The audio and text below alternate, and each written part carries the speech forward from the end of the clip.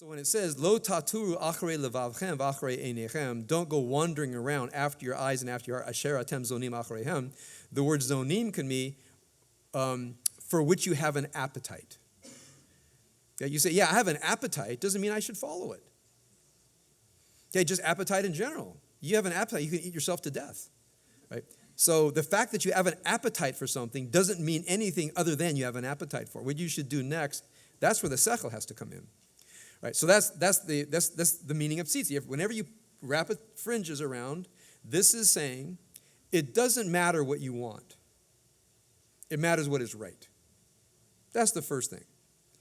At a deeper level is you are naturally connected to the world, but you are supernaturally connected to the supernatural, to the divine.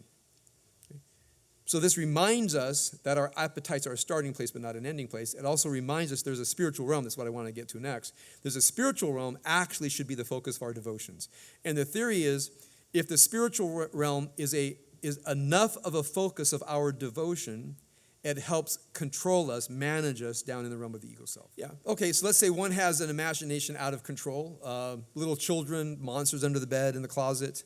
Adults, their koach medamek comes up with things and it propels them.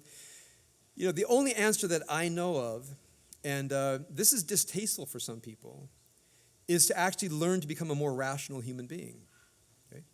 Now, there is a way to think better. You know, I talk about all the time here in synagogue because I've discovered in my counseling practice that I give almost identical counseling over and over again, which is why I have doubts now about the counseling where it says we're unique from our childhoods. When most people articulate their problems in the exact same way, and what I offer as counsel is oftentimes the exact same counsel over and over again, which tells me it's more the human condition than things are personal. They're more human than they are personal. So when I hear people, I mentioned it this morning, when I hear people over and over and over again say something, I mentioned this morning, she made me mad. I say, you guys remember from this morning? When you're depressed and unhappy, can she make you happy? No, it annoys me. Okay? Therefore, she can't make you mad because she can't make you happy. Huh.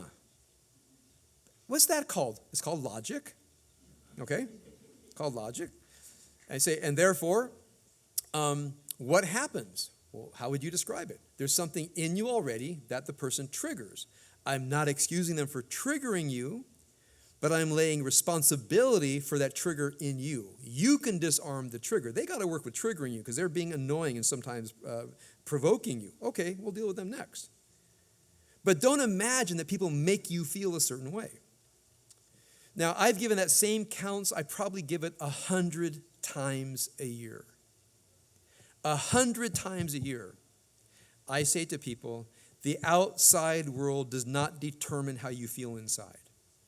It provokes you, it can be a catalyst, it can cause a trigger, but ultimately, stoically, the trigger is yours, the condition is yours, deal with you, deal with them later. Now, I give that counsel 100 times a year. So a person says, show me how. So that's what you're saying. Show me how. Well, it starts with true mastery of what's happening inside of you, starting with admitting what's happening inside of you, which means know thyself. You really have to know what's going inside on many, many levels. But first of all, the ego mind. Right? Thoughts, feelings, emotions, drives, impulses, sensations, intuitions, etc., etc. The Asad-Gioli circle, that's number one.